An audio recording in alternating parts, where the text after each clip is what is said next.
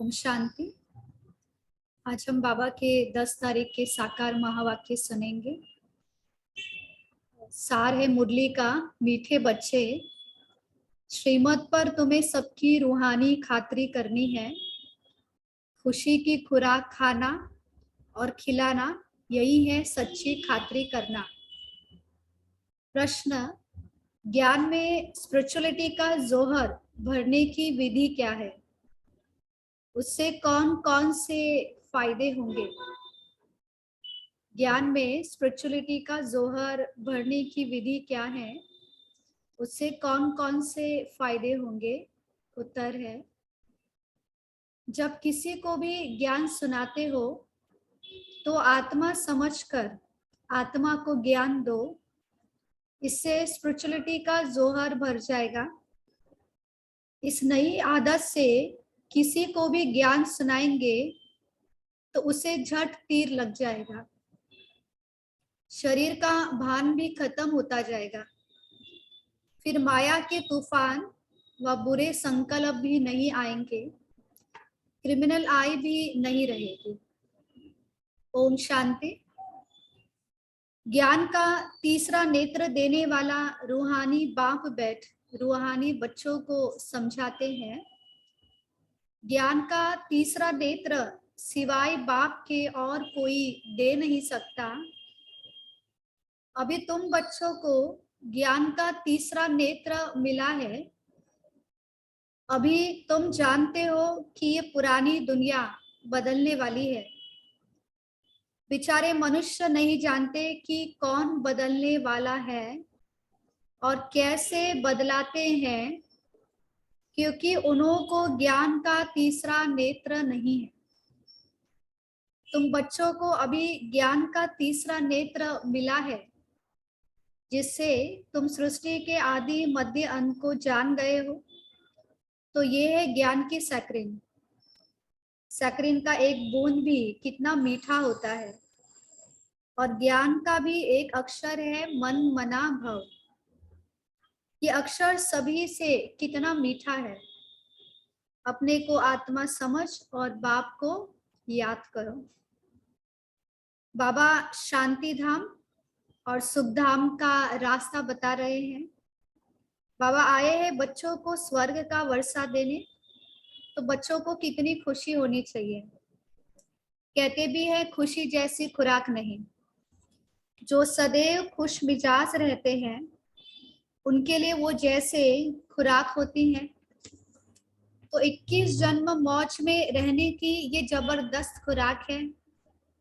ये खुराक सदैव एक दो को खिलाते रहो। एक दो की जबरदस्त खातरी यही करनी है। ऐसी खातरी और कोई मनुष्य की कर न सके। तुम बच्चे श्रीमत पर सभी की रूहानी खातरी करते हो।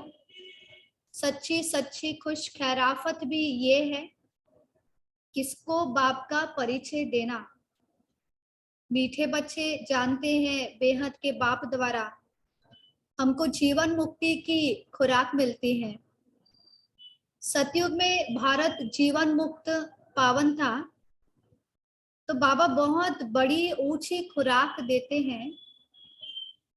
तब तो गायन है अतीन्द्रिय सुख पूछना हो तो गोप गोपियों से पूछो।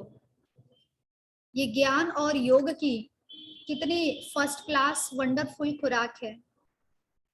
और ये खुराक एक ही रूहानी सर्जन के पास है और किसको इस खुराक का मालूम नहीं है। बाबा कहते मीठे बच्चों, तुम्हारे लिए तीरी पर सौगात लाया हूँ, हथेली पर सौगात लाया हूँ। मुक्ति जीवन मुक्ति की ये सौगात मेरे पास ही रहती है। कल्प कल्प में ही आकर तुमको देता हूँ। फिर रावण छीन लेता है। तो अभी तुम बच्चों को कितना ना खुशी का पारा चढ़ा रहना चाहिए। तुम जानते हो हमारा एक ही बाप टीचर और सच्चा सच्चा सदगुरु है जो हमको साथ ले जाता है। मोस्ट पिलवेड बाप से विश्व की बादशाही मिलती है। ये कम बात है क्या? तो सदैव हर्षित रहना चाहिए। Godly student life is the best, ये अभी का ही गायन है ना। फिर नई दुनिया में भी तुम सदैव खुशियां मनाते रहेंगे। दुनिया नहीं जानती कि सच्ची सच्ची खुशियां कब मनाई जाएगी। मनुष्य को तो सतयुग का ज्ञान ही नहीं है, तो यहाँ ही मनाते रहते हैं। परंतु इस पुरानी तव प्रधान दुनिया में खुशी कहाँ से आई? यहाँ तो त्राही त्राही करते रहते, और कितने दुख की ये दुनिया है। बाप तुम बच्चों को कितना सहज रास्ता बताते हैं। ग्रस्त व्यवहार में रहते कमल फूल समान रहो। धंधा दोरी आदि करते भी मुझे याद करते रहो। जैसे आशिक और माशूक होते हैं, वो एक दो को याद करते रहते हैं, तो वो उनका आशिक और वो उनका माशूक होता है। अब यहाँ वो बात नहीं है। यहाँ तो तुम सभी एक माशूक के जन्म जन्मांतर से आशिक हो रहते हो। बाबा कभी तुम्हारा आशिक नहीं बनता। तुम उस माशूक से मिलने के लिए याद करते आए हो। जब दुख जास्ती होता है तो जास्ती सिमरन करते हैं। गायन भी है, दुख में सिमरन सब करे, सुख में करे न कोई। तो इस समय बाप भी सर्वशक्तिवान है, तो दिन प्रतिदिन माया भी सर्वशक्तिवान तो प्रधान होती जाती है। इसलिए अब बाबा कहते हैं, मीठे बच्चे देही अभिमानी बनो। अपने को आत्मा समझ मुझ बाप को याद करो और साथ साथ दैवी गुण भी धारण करो, तो तुम ऐसे लक्ष्मी नारायण बन जाएंगे। इस पढ़ाई में मुख्य बात है ये याद की, पूछते उच्च बाप को बहुत प्यार स्नेह से याद करना चाहिए। वो ऊंचते उच्च बाप ही नई दुनिया स्थापन करने वाला है। बाबा कहते हैं, मैं आया हूँ तुम बच्चों को विश्व का मालिक बनाने, और इसलिए अब मुझे याद करो तो तुम्हारे अनेक जन्मों के पाप कट जाए।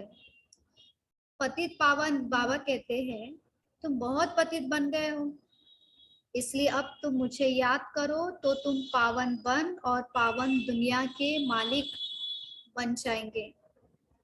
पतित पावन बाप को ही बुलाते हैं ना। अब बाबा आया है तो जरूर पावन बनना पड़े। बाबा दुख हरता सुख करता है। बरोबर सतयुग में पावन दुनिया थी तो सभी सुखी थे। अब बाबा फिर से कहते हैं, बच्चे शांति धाम और सुख धाम को याद करते रहो। अभी है संगम युग, खेवैया तुमको इस पार से उस पार ले जाते हैं। नैया कोई एक नहीं, सारी दुनिया जैसे एक बड़ा जहाज है, उनको पार ले जाता हूँ। तुम मीठे बच्चों को कितनी खुशियां होनी चाहिए। तुम्हारे लिए तो सदैव खुशी ही खुशी है। बेहद का बाबा हमको पढ़ा रहे हैं। वाह, ये तो कब न सुना न पढ़ा। भगवान वाच में तुम रूहानी बच्चों को राजयोग सिखा रहा हो, तो पूरी रीति सीखना चाहिए, धारणा करनी चाहिए, पूरी रीति पढ़ना चाहिए। पढ़ाई में नंबरवार तो सदैव होते ही हैं। अपने को देखना चाहिए, मैं उत्तम हूँ, मध्यम हूँ व कनिष्ठ हूँ। बाबा कहते हैं, अपने को देखो, मैं उच्च पद पाने के लायक हूँ, रूहानी सर्विस करता हूँ। क्योंकि बाबा कहते हैं, बच्चे सर्विसेबल बनो, फॉलो करो। मैं आया ही हूँ सर्विस के लिए, रोज सर्विस करता हूँ, इसलिए तो ये रथ लिया है। इनका रथ बीमार पड़ जाता है तो मैं भी इनमें बैठ मुरली लिखता हूँ। मुख से तो बोल नहीं सकते तो मैं लिख देता हूँ, ताकि बच्चों के लिए मुरली मिस न हो। तो मैं भी सर्विस पर हूँ ना। तो ये है रूहानी सर्विस। तुम भी बाप की सर्विस में लग जाओ, ऑन गॉड फादरली सर्विस। तो बाबा ही तुमको सारे विश्व का मालिक बनाने आया है। जो अच्छा पुरुषार्थ करते हैं उनको महावीर कहा जाता है। देखा जाता है कौन महावीर है, जो बाबा के डायरेक्शन पर चलते हैं। बाबा का फरमान है, अपने को आत्मा समझ भाई भाई देखो, इस शरीर को भूल जाओ। बाबा भी शरीर को नहीं देखते हैं। बाबा कहते हैं मैं आत्माओं को देखता हूँ। बाकी ये तो ज्ञान है कि आत्मा शरीर बिगर बोल नहीं सकती। मैं भी इस शरीर में आया हूँ, लोन लिया हुआ हूँ। शरीर के साथ ही आत्मा पढ़ सकती है।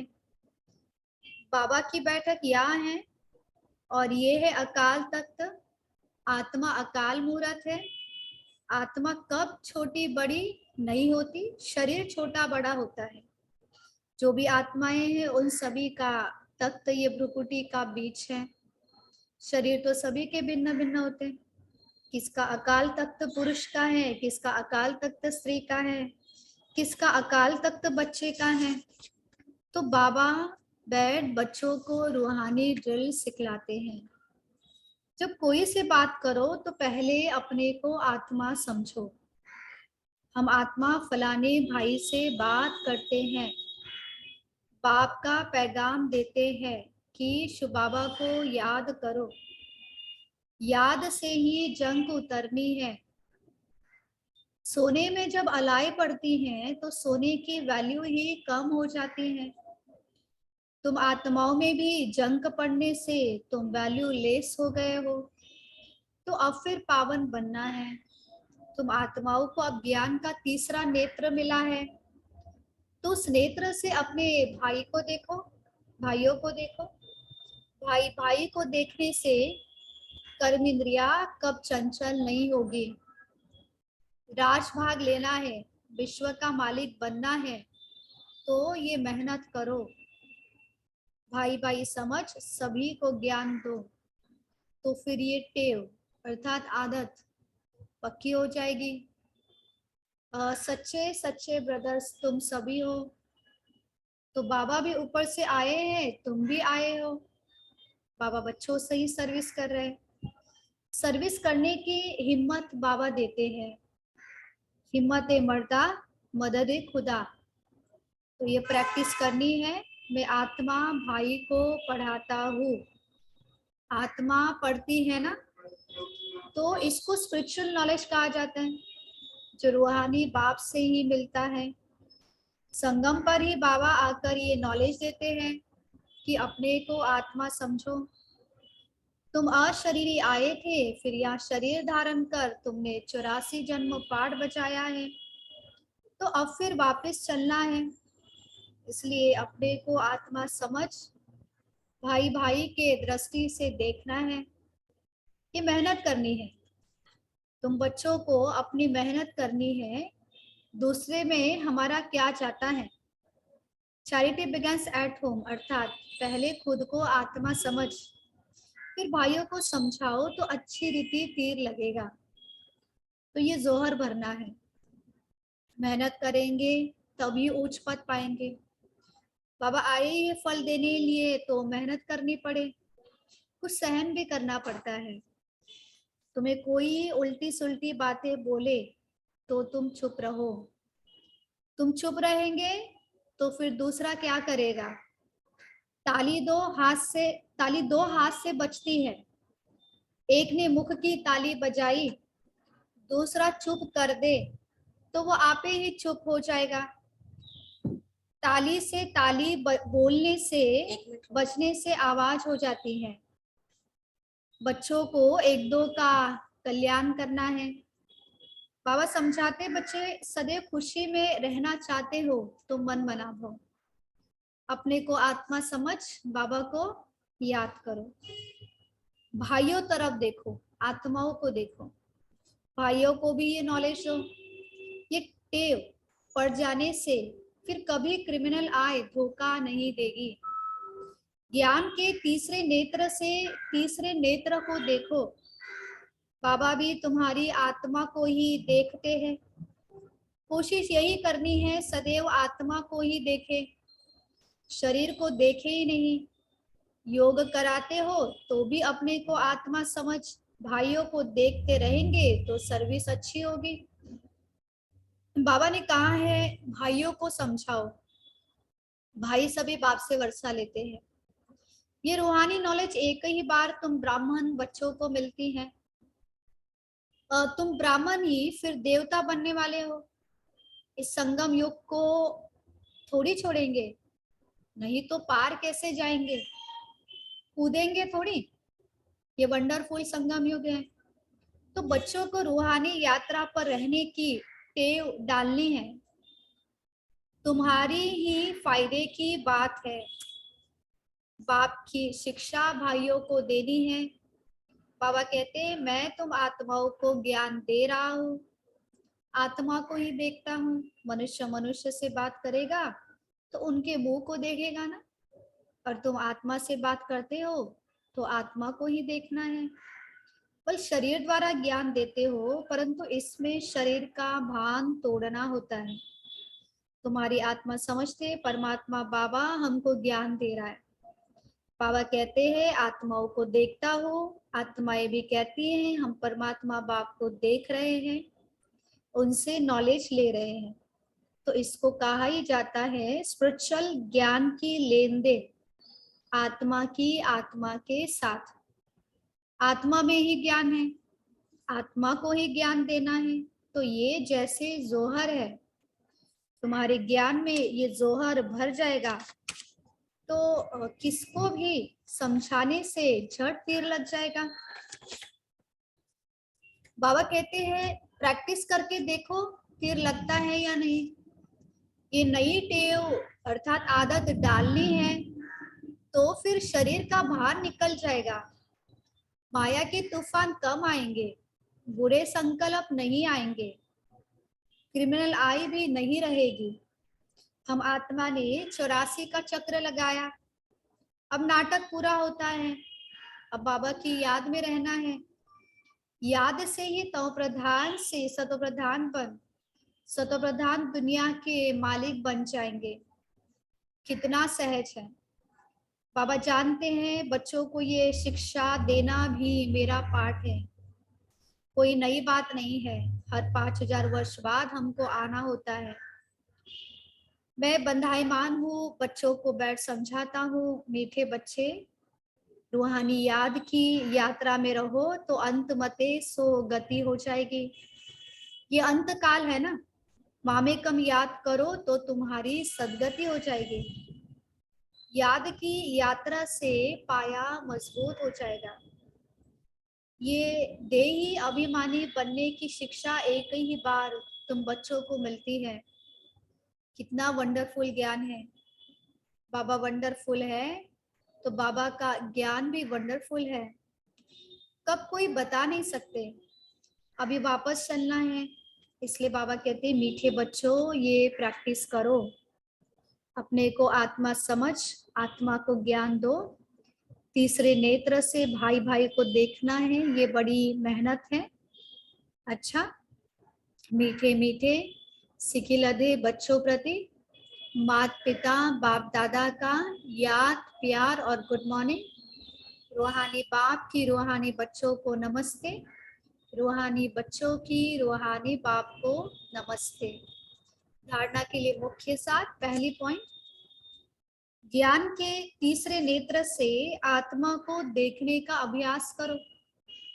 कोशिश करनी है सदैव आत्मा को ही देखें, शरीर को नहीं तो क्रिमिनल ख्याल नहीं आएंगे, बुरे संकल्प खत्म हो जाएंगे। ताली दो हाथ से बजती है, इसलिए जब तुम्हें कोई उल्टी सुल्टी बात बोले तो तुम चुप रहो। अगर तुम चुप रहेंगे तो दूसरा आप ही चुप हो जाएगा। वरदान है ब्रह्मा बाप के प्यार का प्रैक्टिकल सबूत देने वाले सपूत और समान भव। ब्रह्मा बाप के प्यार का प्रैक्टिकल सबूत देने वाले सपूत और समान भव। यदि कहते हो कि ब्रह्मा बाप से हमारा बहुत प्यार है, तो प्यार की निशानी है जिससे बाप का प्यार रहा उससे प्यार हो। जो भी कर्म करो, कर्म के पहले, बोल के पहले, संकल्प के पहले चेक करो कि ये ब्रह्मा बाप को प्रिय है। ब्रह्मा बाप की विशेषता विशेष यही रही जो सोचा वो किया, जो कहा वो किया। अपोजिशन होते भी सदा अपनी पोजीशन पर सेट रहे। तो प्यार का प्रैक्टिकल सबूत देना अर्थात फॉलो फादर कर सपूत और समान बनना। स्लोगन, खुशनसीब आत्मा वो है जिसके संकल्प में भी दुख की लहर नहीं आती। खुशनसीब आत्मा वो है जिसके संकल्प में भी दुख की लहर नहीं आती। लवलीन स्थिति का अनुभव करो। परमात्मा प्यार अखूट है, अटल है, इतना है जो सर्व को प्राप्त हो सकता है। लेकिन परमात्मा प्यार प्राप्त करने की विधि है न्यारा बनना। जितना न्यारा बनेंगे उतना परमात्मा प्यार का अधिकार प्राप्त होगा।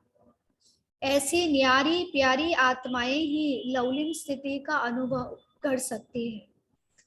अच्छा, ओम शांति।